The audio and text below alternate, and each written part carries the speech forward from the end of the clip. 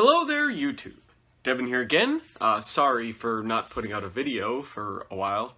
These last couple of weeks have been the busiest weeks of the year, and basically through this next week is the busiest weeks of the year for my business and everything like that. So it's just been a little bit awkward to make videos and stuff here, and God, this kind of sucks. I hate this tripod because I can't have good posture. I have to kind of slump over a little bit. As you might have noticed in my previous videos where it looks like I have a fucking humpback, it's because I have to slouch a lot in order to fit in this camera shot because my tripod is so crap that it doesn't...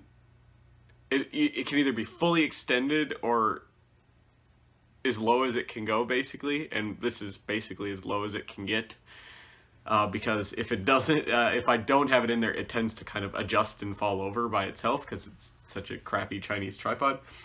But the video today is on one of my favorite helmets, actually, and when anyone asks me what Kevlar helmet should I buy, it's usually my answer for them, because you can get them pretty much everywhere, and there really isn't a reason to not own one because they're so collectible and so influential. And that's the American PASGT helmet.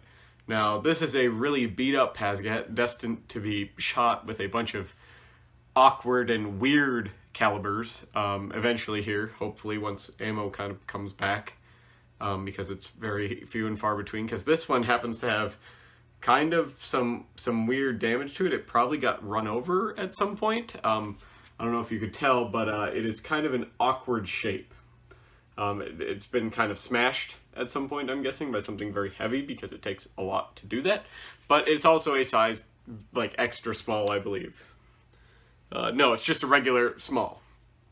This one was made in 1988, and I'll show you how you could tell what size they are and how to size them, and what all the markings and stuff mean on them later in the video here. But the American PASGT doesn't actually start with the PASGT. As with most helmets, there was a helmet that came before this, and the helmet that came before the PASGT would have been right up until 1983, was the M1 helmet. Now, the M1 helmet was developed in World War II, actually in 1942. You don't see them before that. 1942 was when the M1 helmet was developed, and it was to replace the 1917 A1 Kelly helmet, which was basically a Brody, which I'll do a video on later, if that's something that interests you. So it came out in 1942, and there was a lot of problems with it. But it served the U.S. through World War II, Korea, Vietnam, a bunch of various conflicts all over the world in South America, and peacekeeping missions, and eventually would go on to influence most of Europe after World War II, to the point where basically every country, even Russia, so at the time the Soviet Union, tested the M1 helmet. It was kind of a weird design in the fact that it had a removable liner. It was like a two-piece helmet. So as you can see here, there is this liner in this helmet, and so it's a very awkward helmet in the fact that it's a two-piece liner. But another weird thing about the helmet that made it kind of strange was that it was a one-size-fits-all design. It's this huge bulbous helmet. So if I put this on, as you can see here, I have a fairly large head, and this is still large on my head, and it was meant to be adjustable for one-size-fits-all, which made the helmet very awkward. For people with small heads, it was gigantic, and for people with large heads, it could kind of be not as protective for deformation patterns, because if you got hit hard enough with it on that steel, it would bend into your skull, essentially, and transfer a lot of that trauma into your head and brain, and that's just not good. So one thing that they wanted to do while replacing the M1 was, for one, they had to get rid of steel. So Kevlar was something that was being developed in the 60s by a researcher at DuPont. Now, Kevlar is a name brand, which is registered and trademarked to DuPont. So they own the rights to that. Kevlar is not something that everything is made out of. Kevlar is a specific patented resin style and fiber weave and a bunch of other stuff owned by the DuPont company in America. There is other helmets that are made out of the same material, or like an off-brand, which is a copy, but that's not known as Kevlar. There's a bunch of different other types of ballistic fibers and stuff out there that get confused for Kevlar, And Kevlar is used as a broad term for basically a composite helmet, because pretty much everybody uses what people consider Kevlar. But Kevlar is a trademarked name brand, essentially, of a ballistic aramid fiber weave and resin composition that's used to make body armor and other stuff. Kevlar initially was developed to replace the lining in tires. So tires used to have wire in them and stuff like that to help increase the durability and help them hold their shape and stuff like that and resist punctures and whatnot. And Kevlar was meant to replace that. Was what it was initially developed for. But somebody along the way found out, well, if we shoot a gun at enough layers of this, it will stop a bullet and a bunch of shrapnel and other stuff. So naturally, the military gets a hold of it. They become very, very interested. And throughout the late 70s and the 80s, the early 80s, they develop a series of protective equipment to replace the ballistic nylon vests and the M1 helmet. So the ballistic nylon vests they were using through Vietnam and everything like that have been in use since the 60s. Ballistic nylon has been.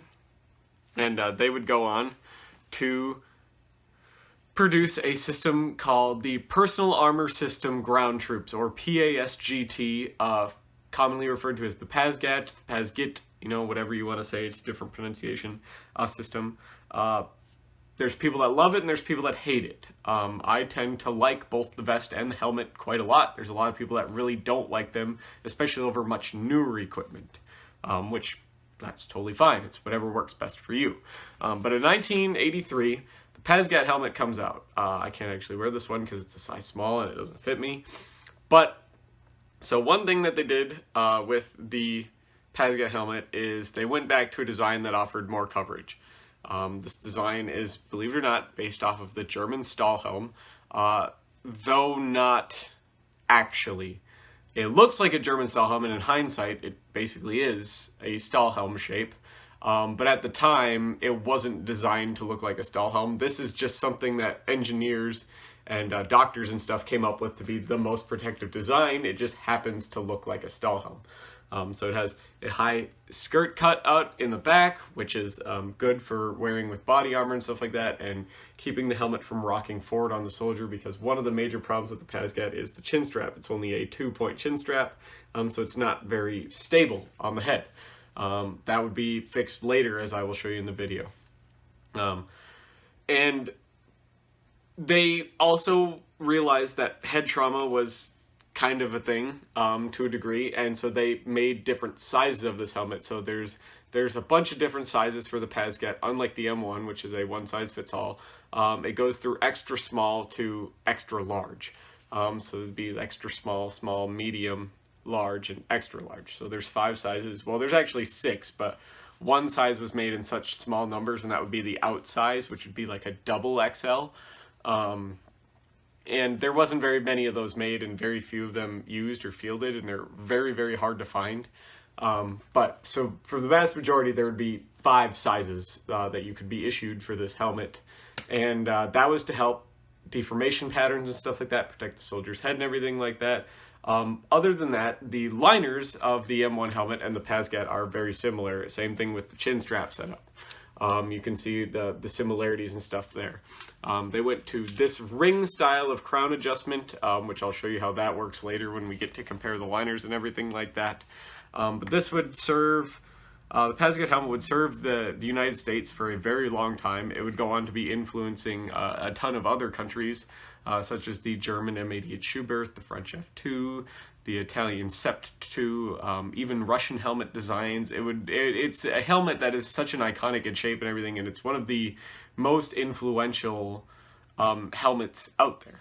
There's not a whole lot that has inspired more helmets than the PASGT, so it's kind of very neat to a collector in that regard, because you could spend your entire life just collecting versions of the PASGT because there's so many of them. But so hopefully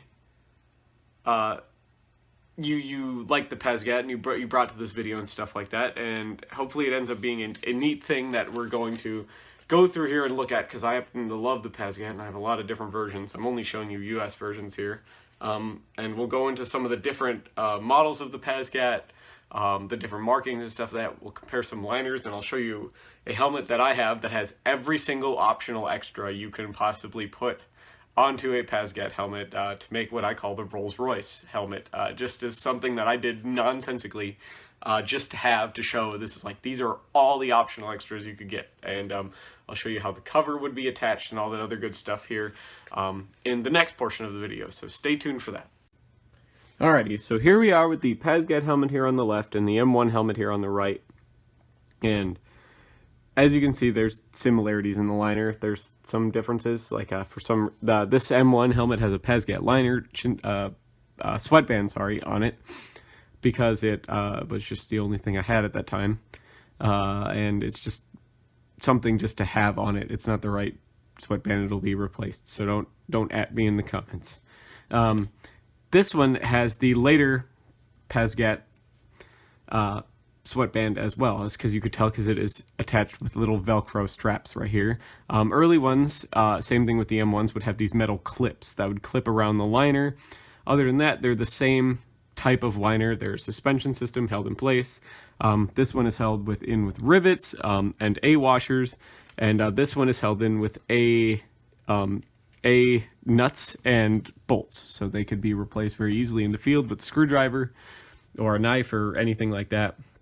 So the adjustment for the M1 helmet is a series of 3 straps that adjust around the back side through little buckles here in the back, these 3 straps, and they overlap here in the center. This is actually a much more comfortable design of crown than this, but the thing that the Americans were going for with this style of crown is it's easier to make. This is also a cotton blend crown. This is 100% nylon crown, but this is so you only have to adjust it once. There's a Velcro strap here on the back of the rear strap of the crown with these 2 little holes that are attached to this drawstring.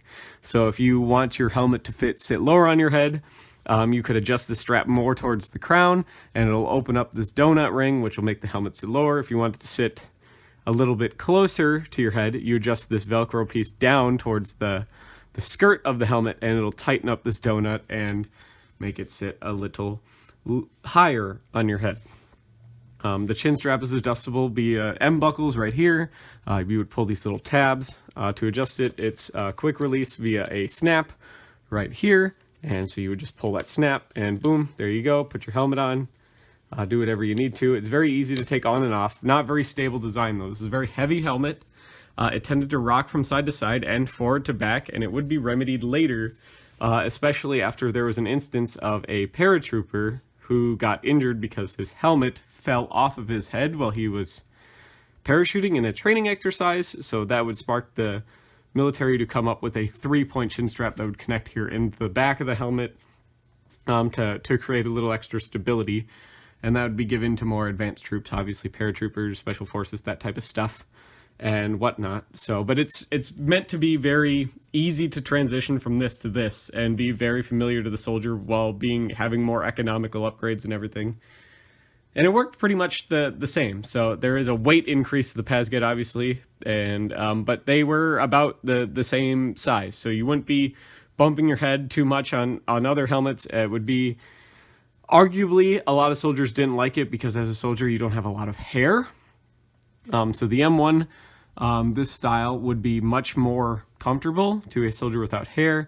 The nylon tended to kind of cut at the skin, whereas the cotton didn't do that because the cotton is a little softer, obviously. And this donut ring here was hated. It would cut into the top of a soldier's head, combined with the weight of this helmet, and it became very, very uncomfortable. Some people were totally fine. Other people absolutely despised that, and eventually it would be remedied with an optional extra like this, which is like a crown pad, which would be put in, and that would improve the comfort of the helmet. This was often given to paratroopers and stuff like that, but eventually they were made available for everyone to buy. You could very easily get a hold of one if you really wanted one. And here's the cover of the PASGT. Now, the cover of the PASGT is just made out of the same thing as the uniforms were, basically. And how it would attach is you would take these little nylon loops, all right? And so you'd wrap this around the outside of the helmet, all these nylon loops, and you'd do them all, and you would wrap them around the same suspension here that the sweatband went around. So you don't go around the sweatband, but just around the suspension, and then you would Velcro them back to its back to itself, as you can see here, with these little straps have hook on the strap end, and on the cover end there's loop, and so you'd wrap it around the suspension and this would make a loop that would hold the helmet cover on. Whereas the M1 was all just tension. You would tuck it between the liner and the shell. So it was kind of an upgrade in that regard. It made it very easy to change. And you didn't have to disassemble the helmet to change covers for desert environments, woodland environments, and stuff like that. So you could even make it a lot easier on yourself by having more than one cover on the helmet that could be taken off very quickly and put on depending for day and night, depending on where you are. The woodland might work better at night than the desert helmet covers and stuff like that, so you could possibly do that as well if that's something you're into. So it makes it kind of a little bit easier because you can also just then store everything on your helmet. You don't have to have a spare helmet cover in your bag or something like that. You could have just both of them. There is also a ability for this helmet to take night vision. You can replace this front screw with something longer. You can get a Norderose Rhino mount. They're still very common, very cheap, which will hook up to night vision quite well. There's tons of upgrades for these. If you want to have a modern 4-point suspension, Oregon Aero makes a pad system upgrade for this. So you could take this whole suspension out if you don't like it and put pads in here like a more modern helmet and have a 4-point chin strap, but still have the coverage level, the protection, and a relatively cheap helmet like the PASGT is here. Because PASGT still tend to be cheaper than a lot of other types of helmets that are out there. So we'll go into showing you all the markings and stuff like that here in the next part of the video and continue on with some little bits of history, and then I'll show you the cool, super upgraded PASGT.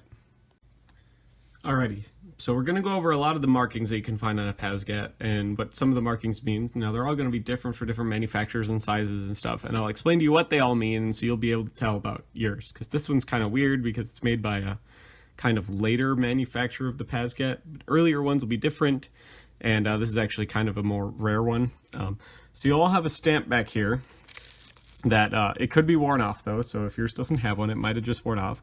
But as you can see there, it says PASGT helmet, and then it has the DLA number, and then it has the NATO stock number, it has the size, and then it'll have the company that made it. Not always in this order. So this one, as you can see, is made by Specialty Plastic Products, and this one you could tell, so we'll look here in the crown. All right, so you might be able to see it right there. There's a little 88. All right, so that would mean that this helmet was made in 1988, and you'll have this little cross. That doesn't mean anything. That's just a resin injection point. So when they were forming the helmet, do not worry about that. And then this one next to it, you might be able to kind of see it here. So it has an S right here, and then a dash, and then a 1. So what that S means is that this is a size small. All right, so if it was an extra small, it would have an XS, all right, a dash, and then a number. And everyone's like, well, what do those numbers mean? Well, the number is the mold, all right? So these helmets are all made with molds. So this would be a small, and it would be mold number 1.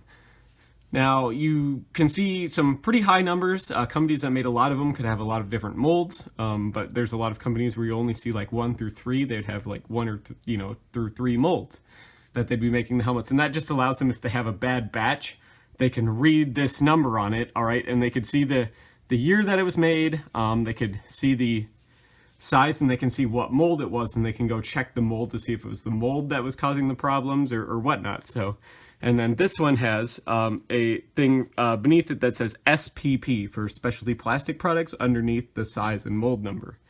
So you could figure out what size your helmet is, you can figure out when it was made. Now, some of these won't have dates in them. Some of them won't have the manufacturer kind of stamp inside the resin like that.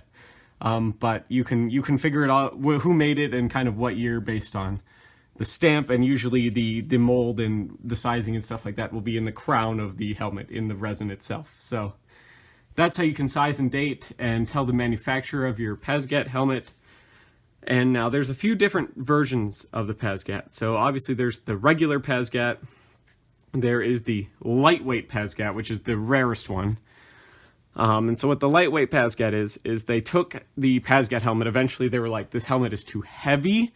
We need to lighten it up a lot. It ended up being ever so slightly thinner. Okay, so the normal PASGT is about a 1/2 inch thick, maybe a little under, a little over that. It kind of depends, especially on the paint and on the rim. So don't measure the rim. There's a big rubber rim on these, but the actual shell itself is usually a little under half an inch thick. And the lightweight helmet would be slightly narrower, and all that they did was they kind of changed the reeve and the style of laying out the Kevlar and the resin, and they were able to compact it a little bit more, and it would save a few ounces. And a few ounces sitting on your head when you're wearing it all day is a lot. It adds up. So that's kind of the rarest PASGT. The most common one's obviously going to be the regular PASGT, and then there is a third version that is actually still in use, not for very much longer as of 2020, and that would be the Marine Corps lightweight helmet. And basically what the lightweight helmet is an updated version of the lightweight PASGT. So it would basically be a lightweight PASGT without this style of chin strap. It would go to a 4-point chin strap much later, and I will do a video on the Marine Corps lightweight helmet itself, because there's two versions of that and it kind of deserves its own video. But the Marines liked this shell shape, so when the U.S. Army would go to the ACH, the Marines kind of would keep this shell shape. They liked having the extra coverage at that time, but they would update the liner, so it would still have a suspension system, whereas the U.S. would go to pads. Later the lightweight helmet would go to pads as well, but they would keep the suspension system updated a little bit to make it much more comfortable than this suspension system. Replace it with synthetic leather, a nice mesh crown pad, and give it a 4-point chin strap for stability. So those are kind of the three most common versions of the US PASGT you can find, and eventually the lightweight helmet will get its own series of videos if that's something you are interested in.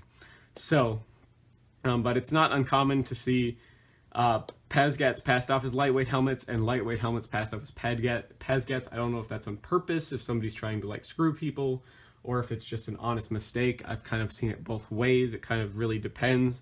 But make sure you know what all the markings mean, you know what the layout is, do your homework and stuff like that before you buy one of these.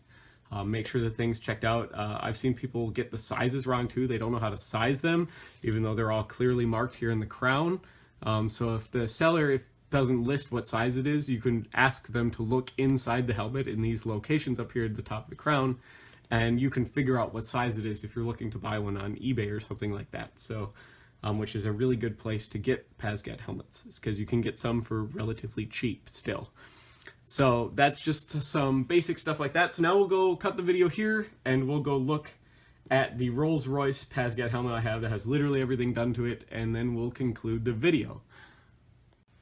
Alrighty, here we are back at the wall. Obviously me slouching again, ruining my posture for you guys to make this video here. Like I said, though, hopefully new tripod here soon. So, but here is the ultimately upgraded PASGT helmet. So we'll compare it. So this is a size large PASGT, just for reference. They're not going to be this big in the same size, but this is a size large PASGT, and this is a size small PASGT, just for comparison.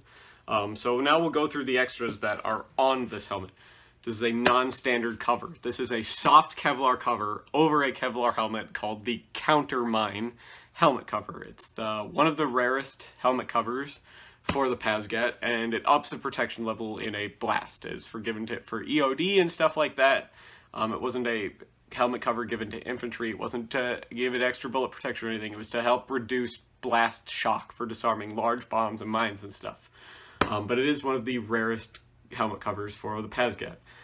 So as you can see here, I have the normal chin strap, the 2-point chin strap, up over the bill, just because I like to have it on there to have it be on there, because you never know. It's the part of the Rolls-Royce helmet. But this helmet has the 3-point chin strap update. Now this is the actual 3-point chin strap. There was a chin strap that would come later, before this one, that was made as just a nylon strap, and it would go through the rear screw on the PASGT, and it would velcro around the normal 2-point chin strap to convert a 2-point PASGT into a 3-point PASGT. This is the later purpose-built paratrooper 3-point chin strap. It has the nape pad for paratroopers in it. It has the synthetic Cooltex sweatband, which is designed to absorb sweat and help keep the soldier cool, and then it has the Cooltex upgrade crown pad, which is designed to help keep the soldier cool, improve air ventilation and stuff like that.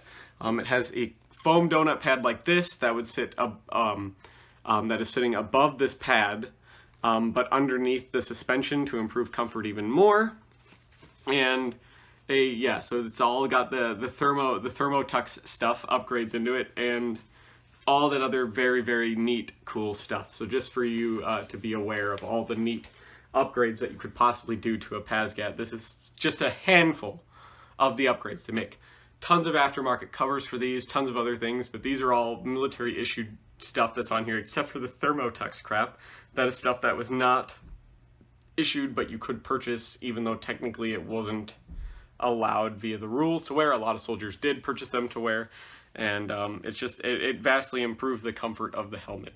So that is a lot of the optional extras you can get for a PASGT helmet, just to show you the configurability of it. And that's not even getting into the night vision mounts you could do, the different kind of liner systems you can put in it, all this other stuff. It's like the Swiss Army knife of helmets. There's more stuff you can do to a PASGT than any other helmet in the world, because a lot of people are designing proprietary stuff, or it's designed for only whatever. I've seen PASGTs that are in every configuration under the sun, and they're all American PASGTs. It's not even getting into the ones from other countries that have been made that you can do stuff to and change up and whatnot, because a lot of the stuff, because they're similar shape, is interchangeable on them. So, but this is one helmet that you can do just about anything to. You can really suit it to your needs. It's a Swiss Army knife.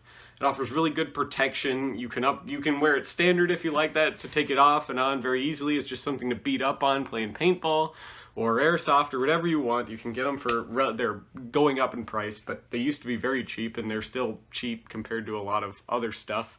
But they're now reaching that kind of collectible point, to where, you know, there's collectors out there who are willing to pay more than they're really worth, because there's so many of them made, but they're also kind of running out, so they are kind of going up in price. But it's not something that you really need to like super preserve and save, I'd say, because they're still common enough to where you can beat up on them and not feel bad, you know, if that's what your intention is, or if you're just looking for one to shoot, or looking for one to give your kid the coolest bicycle helmet ever or something like that, or you're looking for a motorcycle helmet or something or whatever. It's a good option right there, the PASGT is. So, but I'll show you what this super big, large, heavily upgraded PASGT looks like on my head here. As you can see, it makes my head, which is not overly huge, look absolutely gigantic. And I'll show you this is the front. I got a slouch really big for this one because it's such a tall helmet with all I have on.